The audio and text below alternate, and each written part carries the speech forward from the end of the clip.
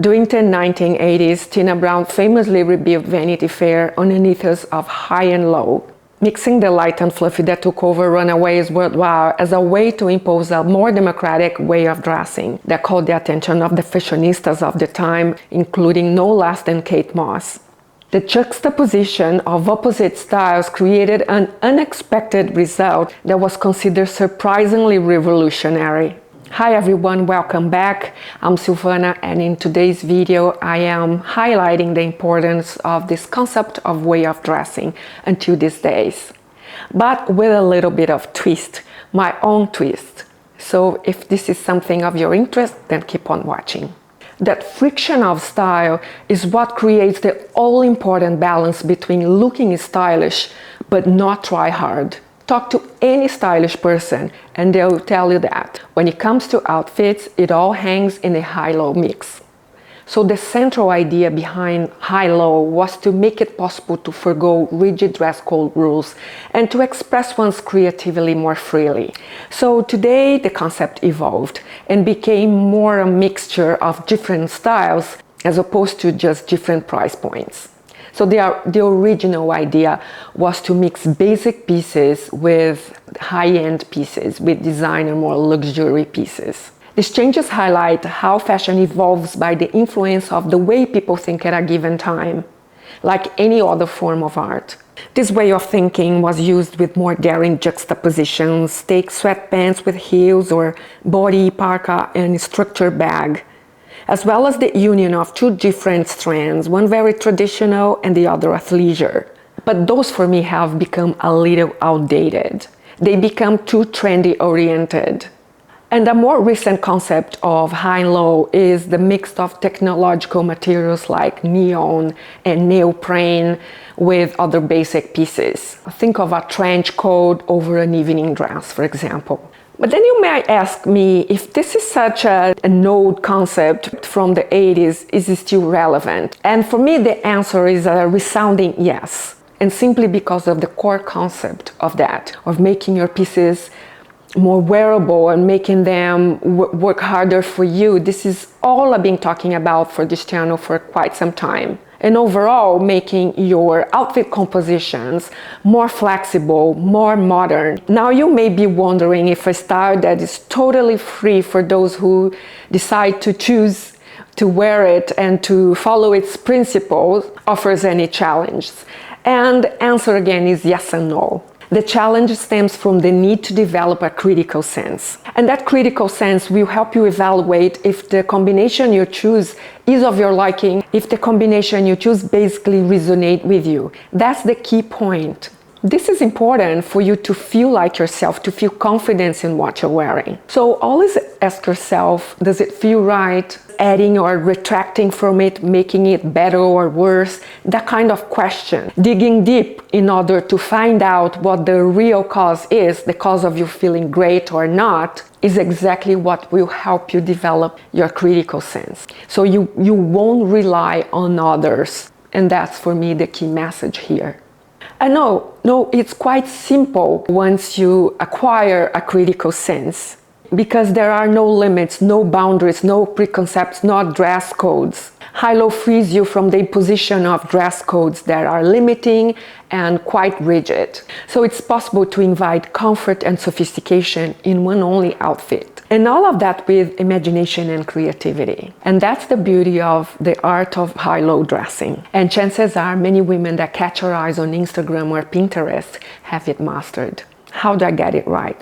First and most important thing, get your foundation sorted. Find out what the pieces that you turn to time and time again, those dependable staple pieces that you have already in your wardrobe, because they will inexplicably tell the story of who you are. When you are unsure how an outfit starts, how to elevate it, how to ground it, you have to refer back to those dependable pieces. This will be the foundation of any outfit you create moving forward. So start by breaking paradigms. Anytime you wear something that seems too predictable, that seems to be just one way of styling it or wearing it, question it and try to do it differently. For example, sweatpants are only to be worn with sneakers, or a dress is only to be worn with high heels, and go beyond that.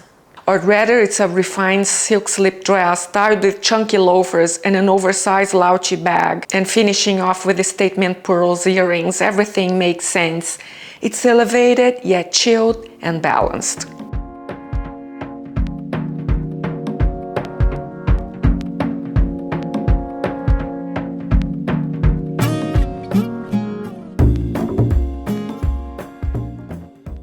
To build a closet, you have to have all the facets of your life in mind. So consider how a piece will create the ability to express yourself. So another example, for ages, a strong shoulder suit and sky-high heels were considered the epitome of a confident woman. And sometimes, true, why not? But real confidence really comes when you are sure of who you are and that you are able to mix up your clothes and wear them a lot. So never be afraid of wearing on repeat, but just try to make it different, if you know what I mean.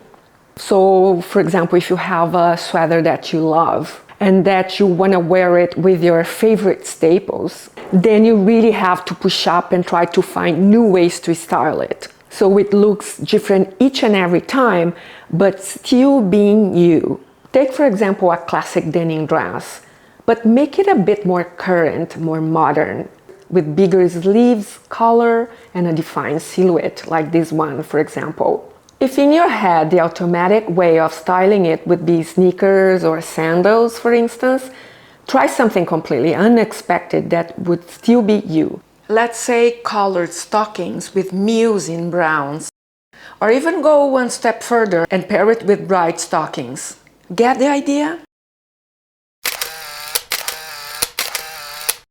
Another example would be this dress. So a dress like this that has a bit of a retro vibe, it's easy to simply reinforce the vibe by wearing it with ankle boots, and wide boots in this case. So release from your mind that you have to reinforce a certain vibe and go to town and add the opposite vibe, like these angular mules in baby pink.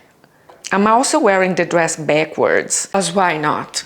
The oversized bag adds drama and changes the focal point. Now it's a completely different proposal.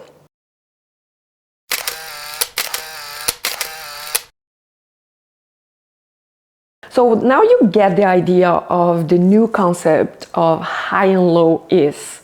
It's just bringing something unexpected to the mix, something that will add interest, that will elevate your outfit, but not in a way that it's more refined necessarily. It doesn't need to be refined. Quite the opposite. It could be something that you are taking down a notch to make it more cool or adjusting to a determined situation or occasion. For example, if you're used to wearing a feminine top like this with other feminine pieces like these ones, try the opposite vibe. And perhaps try a boyfriend jeans, for example. That will totally counterbalance the entire look and bring the opposite vibe, so you don't look overly girly. That's cool styling. We're not talking right or wrong here. We're talking balance.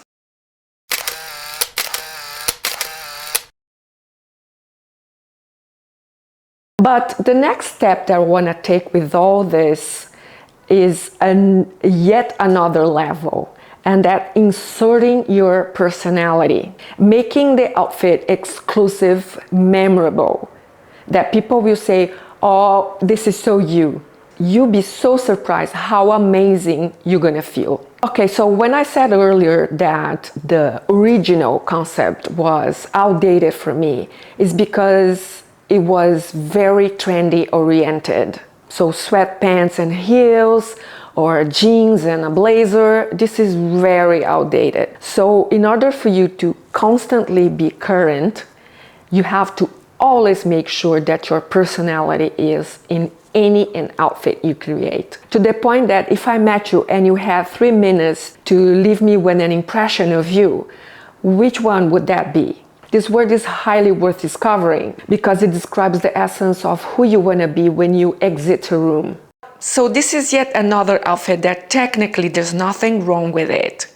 It's got texture, different shades of neutrals, it's elevated and sexy, but it lacks my personality. It needs something to ground it. Ask yourself, would I realistically wear it? If so, would I feel like myself? If the answer is yes, sure, go ahead and wear it. If not, try adding something that evokes a chill vibe. The slightly oversized sweater does it for me. I still see the sexy vibe coming through in the form of pointed toe shoes. Now I feel more like myself and can totally see myself wearing it a lot.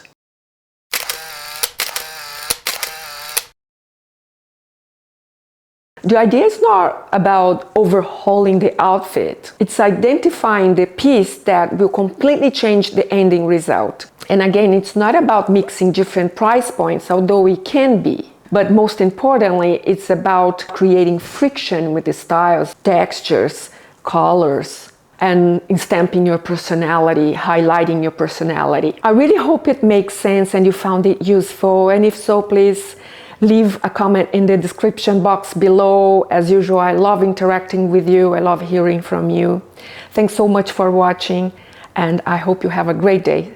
Take care, everyone. Bye.